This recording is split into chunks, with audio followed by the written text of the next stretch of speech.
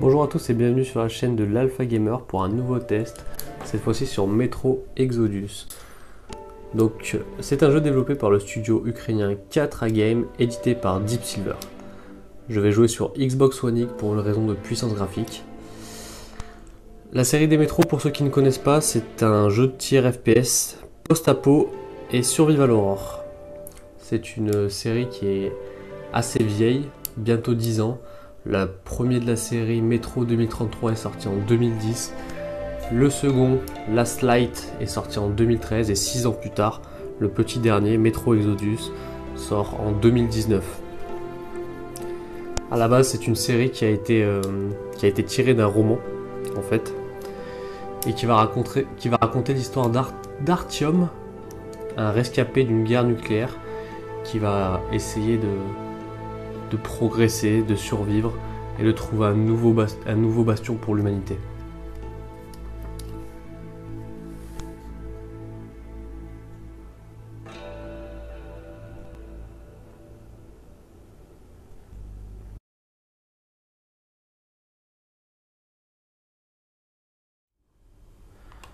Alors, comme je vous disais, on maîtrise Artyom, donc un survivant de la guerre nucléaire.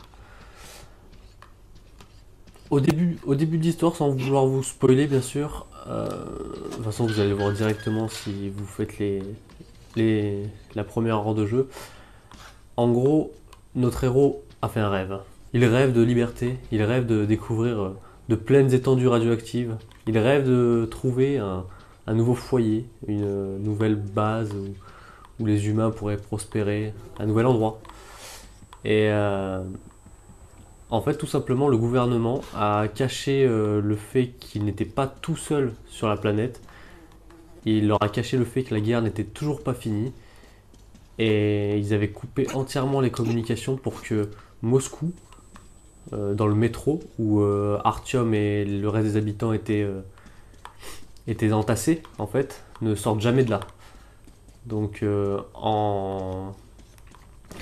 en levant le voile un peu sur cette affaire en tout début de jeu, vous décidez de partir, un peu malgré vous, donc à la conquête d'un nouvel univers.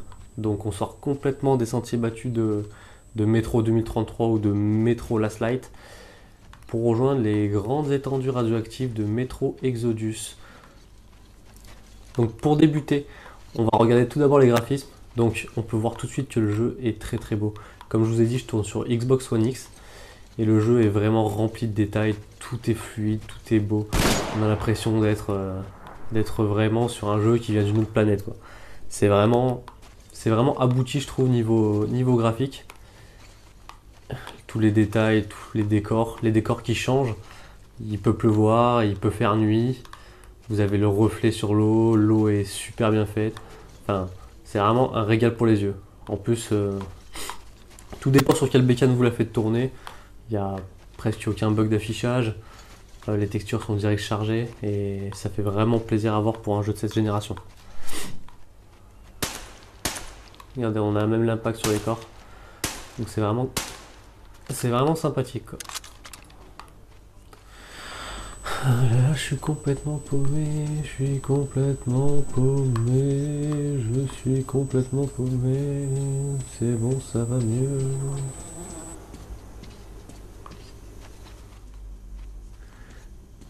Comme je vous disais, le jeu est aussi beau de nuit que de jour.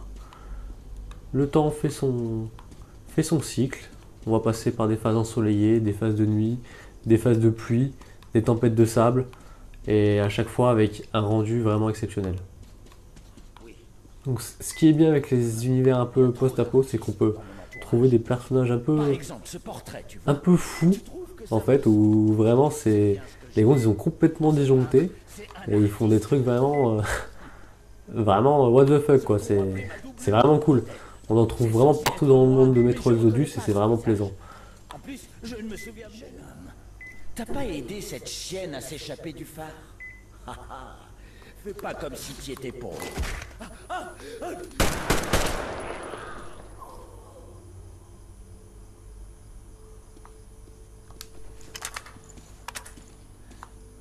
D'accord, donc nos choix dans Metro Exodus peuvent impacter réellement la suite du jeu. Donc là, je viens de tuer un peu un boss de zone que j'ai trouvé au pif vraiment dans le, dans le niveau. Et je vais voir par la suite si ça va impacter oui ou non en fait mais, euh, le reste de mon aventure en fait. On verra bien. Nous vivons dans un monde impitoyable.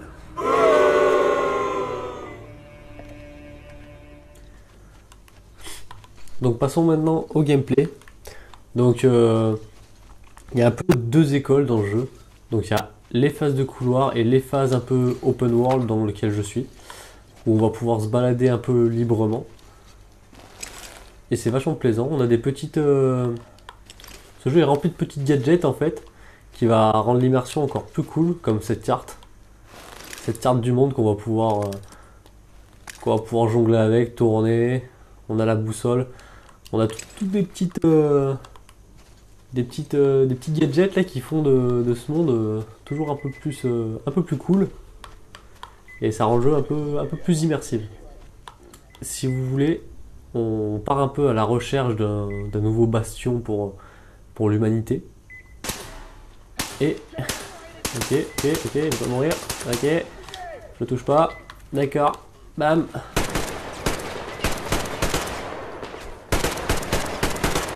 Donc clairement en fait il va y avoir deux phases de gameplay majeures. Comme je vous disais, combat en couloir et combat un peu open world comme là.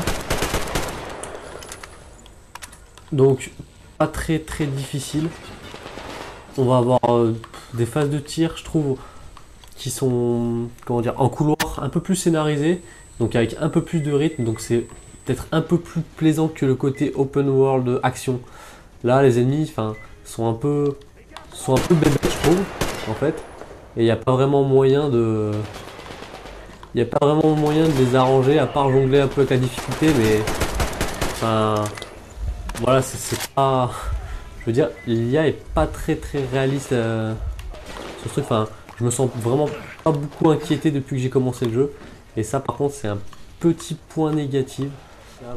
On peut amener à être attaqué par des humains et également des monstres. Création de la guerre nucléaire.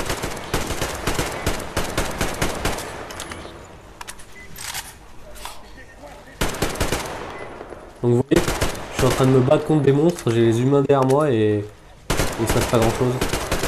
L'IA des monstres est un peu bizarre aussi. Je veux dire, ils me foncent dessus en ligne droite comme s'ils s'alignaient pour venir se sacrifier devant moi. Donc je trouve ça un peu dommage aussi également. Donc à la fin des affrontements, vous allez avoir quelques soldats en fait, pour les moins courageux, qui vont vouloir se rendre. Je trouve ça assez cool. Après, il n'y a aucune plus-value à le laisser en vie ou pas. Ça ne... Au moins, il m'a pas dézingué sur place. Ça n'interfère dans aucune chose en fait. Je vais pas pouvoir crafter plus. Le PNJ ne va pas non plus me donner quelque chose si je l'assomme, parce qu'il sera assommé. Donc du coup, ça ajoute un peu de réalisme, mais ça ne sert vraiment pas à grand chose dans la suite du gameplay en fait. Les armes sont vraiment sympas. On a des petites armes un peu trafiquées à chaque fois, vraiment stylées je trouve. On va trouver des fusils à pompe un peu dans ce genre là. Après j'ai une arme standard et j'ai une arme qui est donnée en fait au début du jeu et qui va évoluer en fonction. Et en fait qui marche comme un petit pistolet à air comprimé en fait, où on va devoir garder la pression à son max pour pouvoir tirer et faire plus de dégâts. Donc c'est vraiment cool les petites armes comme ça, ça rajoute une touche encore une fois post-apo sympatoche je trouve. Après le fait d'être dans la nuit ou dans le jour n'a pas vraiment d'impact. Il y a un peu plus de monstres le soir, mais pour l'instant je n'ai pas vu de monstres vraiment inquiétants. Le perso n'est vraiment pas costaud et des fois j'ai l'impression de... Regardez, genre là si je saute de cette hauteur, je vais limite me tuer quoi. Alors que... Bah voilà, je viens de me tuer et j'ai sauté de 1 mètre de haut. Alors que le mec il se prend des balles toute la journée. Donc, vous avez également de l'eau dans le jeu. Donc l'eau voilà, c'est joli, c'est super, c'est réaliste. Mais ah, j'ai attiré des monstres. Mais si vous vous dites que vous allez pouvoir nager dans Metro Exodus, c'est même pas la peine. Regardez ce qui se passe quand je vais dans l'eau. En fait, le perso a une animation, une petite cinématique, où il va retrouver automatiquement le bord le plus proche. Donc je trouve que c'est un système un peu bâclé quoi. Donc on veut pas se prendre la tête pour faire de la nage, donc on va mettre une animation, on va le remettre au bord, on est gentil, et voilà. Donc voilà les monstres, comme je vous disais, qui sont pas super dangereux. Ils sont une dizaine. S'ils sont pas dans des couloirs, franchement, ça sert limite à rien de leur tirer dessus. Et ils me voient déjà plus, ils savent plus où je suis. Si j'allume ma lumière, ils vont me voir, ils vont venir vers moi. Si je l'éteins, ils vont plus me voir. Allez, il y en a déjà un qui m'a perdu là-bas. Ah, c'est vraiment dommage. Enfin, c'est ou tout ou rien dans le jeu, j'ai l'impression. Le scénario dans les petites missions secondaires sont cool. C'est vraiment la trame principale, je trouve, qui a vraiment pas été aboutie. Ou les gonzes, enfin. En gros, c'est le gouvernement nous a caché qu'il y avait des gens ailleurs. Donc on va aller voir le gouvernement pour leur dire pourquoi vous avez fait ça. Donc là j'ai décidé de revenir à la lumière post-apo. Donc toujours impressionnant quand même ce nombre de détails. Enfin, c'est vraiment cool. La porte de derrière.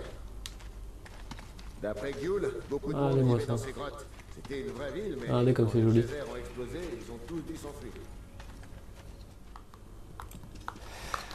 Donc là un autre aspect du jeu qu'ils ont voulu mettre dans le jeu du coup c'est la partie craft, d'accord.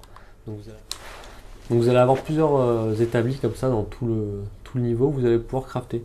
Quand je dis crafter, en fait, en haut à gauche de l'écran, vous avez vos nombres de pièces mécaniques et chimiques. Et en fait, avec la base de ces deux composants, vous allez pouvoir faire n'importe quel objet. Il va juste vous falloir en fait le bon nombre de composants. Là, je n'ai pas grand chose. Je peux faire que des billes pour mon petit fusil à air comprimé. Donc voilà, il me demande 10 de pièces mécaniques. Paf, je vais pouvoir crafter comme ça en fait. Et tout le système de craft marche avec ces deux icônes en haut à gauche. Ce sera jamais, en fait, vous allez jamais rassembler dans le monde des bouts de plastique avec des pots, des machins pour construire un objet unique. En fait, vous allez collectionner juste des pièces mécaniques et des pièces chimiques pour entretenir vos armes, pour les construire vos munitions, etc. Ils ont voulu mettre un petit aspect craft, donc ce qui est sympa, hein, c'est cool, mais à mon sens, il n'est pas assez poussé. Donc voilà. L'établi va nous permettre de faire des upgrades un peu plus violentes. Et on a également notre sac à dos en fait sur le dos directement, qu'on va pouvoir sortir en plein milieu de la map où on veut pour pouvoir crafter en fait le loot de base en fait. Les medikits, les billes en métal pour le pistolet à pression et rajouter des accessoires qu'on aura trouvé sur le champ de bataille. Une fois le sac à dos sur les épaules, on peut partir à l'aventure. Donc les zones ressemblent à ça. Donc là on pourrait croire que c'est immense, mais il n'y a que quelques points à les visiter. Et je trouve ça vraiment dommage en fait. Ils veulent nous laisser le choix de partir à l'aventure, d'aller explorer des trucs de fou et tout ça, mais en fait on n'a pas... Ça n'existe pas en fait. La trame scénaristique va vous amener à tous les endroits de la carte, va vous poser à chaque fois des petits points d'interrogation, comme celui en haut à gauche, pour vous dire en fait qu'il y a quelque chose d'intéressant ici, que vous allez rencontrer des ennemis ou quelque chose qui va vous rapporter quelque chose dans l'aventure. Mais c'est encore une fois pas ouf quoi. J'ai décidé de les faire sur la première map et au final il y a un mec qui m'a donné une clé pour ouvrir un sorte de KGB où il allait avoir un peu de loot, un peu de trucs cool. Et en fait à la fin de la trame scénaristique, on arrive par la porte de derrière et on rentre dans exactement la même salle. Donc aucune plus-value en fait À part trouver des petits équipements pour améliorer ses armes ou quoi. Franchement, il n'y a pas de... Il n'y a pas d'obligation quoi. On pourrait faire le jeu d'une traite, juste l'histoire principale, que ça ne nous dérangerait absolument pas. Le jeu met à notre disposition également certains véhicules en fait. Et c'est vraiment sympa, c'est des petits véhicules un peu customisés de l'époque. Et qui sont vraiment rigolos à conduire et qui sans eux, enfin, on ferait des trajets de malade quoi. C'est un peu what the fuck, c'est un peu décalé, mais je trouve que cet aspect du jeu est vraiment cool. On est vraiment dans l'univers post-apo à fond et enfin, c'est vraiment sympa. Ouais. Vous allez pouvoir aussi rentrer dans les ennemis qui vous voulez arriver, mais ils s'en foutent.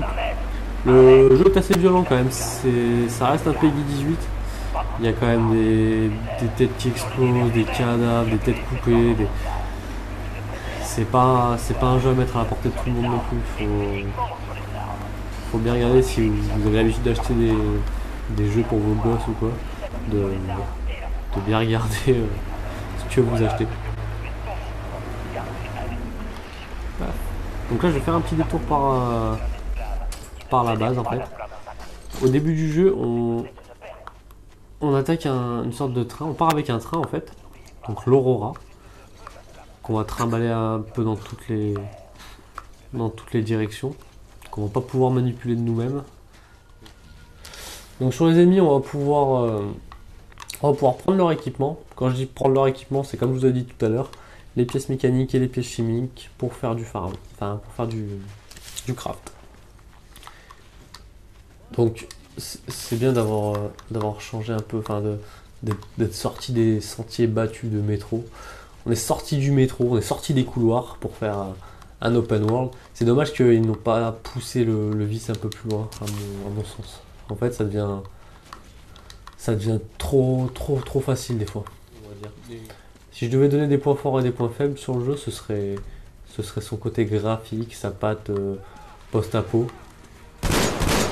Quelques scènes, quelques protagonistes qu'on va croiser qui vont être un peu décalés et qui vont faire vraiment un peu le charme qui vont rajouter un peu le charme du monde. Je sais pas si vous arrivez à voir, mais mon perso est assez lourd en fait. J'essaie de bouger un peu sur le côté, mais regardez, il a du mal à partir de droite. Enfin, il est pas chassé, il aime pas ça quoi. J'ai l'impression de manipuler des fois un chevalier des temps anciens avec le cheval en même temps quoi. C'est un truc de dingue. Vous avez une inertie mais complètement folle. Les sauts n'en parlons pas. Un coup votre perso il va voler, un coup il... Alors, là j'ai fait un saut en longueur. Un coup il va pas pouvoir monter un caillou. Enfin c'est dommage. Donc là je sais pas si vous voyez un peu si vous entendez du moins. En fait mon perso. Voilà, il va avoir du mal à respirer. Ça veut dire que en fait mon compteur de radiation est censé augmenter. Il va avoir besoin d'aide pour respirer en fait. Du coup, hop là. Il y a des phases comme ça où je vais devoir mettre mon masque. Et gérer en fait avec mes rations de gaz pour l'empêcher de mourir. Et vous voyez, je trouve que ces phases qui sont dans le scénario, qui font partie de l'histoire principale, sont les meilleures du jeu pour moi, à mon sens. Après, c'est bien d'avoir innové les vastes plaines étendues radioactives et désertiques avec son taux de cinglé. C'est vraiment cool, mais au-delà de ça, il y a vraiment l'âme de métro, je trouve, qui est vraiment dans ces phases-là. Voilà, on va avoir des ennemis qui vont pop de partout. Ah, il est comme ça, mon collègue, il est comme ça. Ah, je vais me faire mal, là. Ah, c'est bon. Ce que je trouve regrettable, c'est qu'en fait, vous n'avez aucune plus-value à tuer les ennemis ou pas, en fait. À part là, quand c'est des phases un peu de scénario. Mais au final, en fait, vous avez jamais des... Enfin, vous pouvez rien ramasser sur eux. Vous n'avez aucun matériau, rien du tout. Enfin, je veux dire, ça ne sert à rien. Dans les vastes plaines de Metro Exodus, vous ne pourrez pas ramasser de choses sur les mutants pour crafter des objets, je sais pas moi, enfin n'importe quoi, enfin ils auraient pu faire n'importe quoi et je trouve que ils font rien, c'est vraiment pas cool quoi. Parce qu'au final on peut complètement squeezer les combats contre les mutants si on a les ressources suffisantes en fait.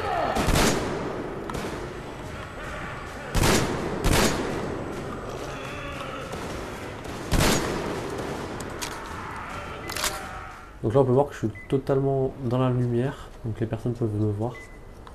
Je ne suis pas invisible du tout parce que ma petite loupiote sur mon avant-bras en fait est allumée. Dès qu'elle sera éteinte, je serai Batman, je suis invisible. Ok donc voilà, enfin ça fait déjà 2 fois que le jeu stunlock complètement. Donc je sais pas c'est dû à quoi. Mais c'est vraiment relou, je sais pas s'il y a un problème dans la conception du jeu ou si c'est mon installation qui va pas. Mais enfin, je le fais quand même tourner sur Xbox One X du coup. Enfin, vous voyez, en fait mon interface marche. Donc le jeu en fait, il y a des moments comme ça où ça va friser sans aucune raison. Là, je peux plus rien toucher, je suis complètement bloqué. Donc je vais devoir refaire l'interface, malheureusement. Ouais, il y a toujours des petits bugs de texture comme ça, enfin des petits bugs bizarres là, je sais pas ce qu'il fait le mec là, mais il est chaud là, il est chaud bouillant là. En général, enfin moi je m'amuse plutôt bien quand même, même si j'ai l'air de critiquer le jeu ou quoi, le jeu est quand même vraiment sympa à faire, et vraiment plaisant.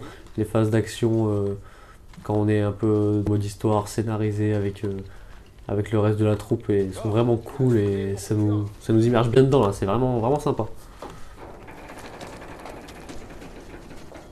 Même si des fois ça reste un peu bâclé des fois. Allez, cette merde est lourde.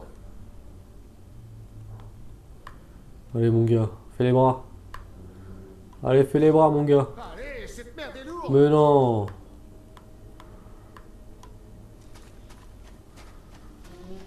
Allez baisse les genoux, les coudes en arrière. Allez, allez. Eh, tu venais pas avec moi bien sûr. Ah bah non. Ah bah non. Foiré. Donc ouais, comme je vous dis, c'est l'ambiance un peu barrée qui fait un peu marrer dans le métro. C'est vraiment un côté sympa. Ouais, combat au cage, ils ont des serviteurs, enfin c'est n'importe quoi. Enfin. Au lieu de s'entraîner dans un univers tout défoncé, les gonzes ils font de la merde quoi. Regardez-moi ça. C'est vraiment n'importe quoi. Enfin, franchement, c'est vraiment cool quoi. Oh, c'est chaud, c'est chaud. Donc en dehors des phases de jeu en fait, il y a une petite phase où on est sur la route avec le train et on va découvrir encore, on va découvrir les personnages un par un et voir comment évoluent un peu tous les personnages. C'est vraiment sympa. C'est contemplatif. Vous êtes entre deux, donc dans le train en fait qui navigue entre les différentes zones. Donc vous n'avez pas le choix des zones. Et du coup vous êtes dans le train et vous pouvez rêvasser, faire un peu ce que vous voulez. Donc là je peux écouter la radio, je peux essayer de trouver des fréquences. Je peux rentrer dans mon carnet. D'accord, dans le carnet en fait vous allez avoir tout ce qui est attrait au background du jeu. Vous allez avoir les notes que j'ai trouvées, l'histoire en fait que j'ai pu écrire moi-même, enfin que mon personnage a pu écrire du coup. On a toutes les descriptions de l'équipage, donc avec des petits dessins un peu sympas qui aident à connaître un peu mieux l'histoire, donc je trouve ça assez cool. On peut vraiment s'attarder quand on n'a pas trop envie d'aller encore dans le monde de métro. On peut rester ici un petit moment entre chaque mission et voilà, regarder les créatures, ceux qu'on a rencontrés. Bon, ça a l'air ouf comme ça en dessin, mais c'est jamais très grand pour l'instant. Donc j'espère que ça va changer au fil du jeu. Donc voilà pour ce qui est du bureau.